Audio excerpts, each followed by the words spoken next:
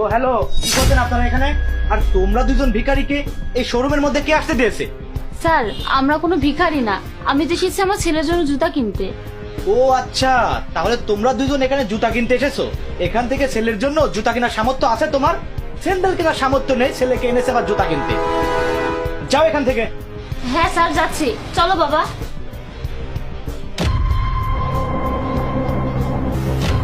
আরে এর আগে যে জুতা ছিল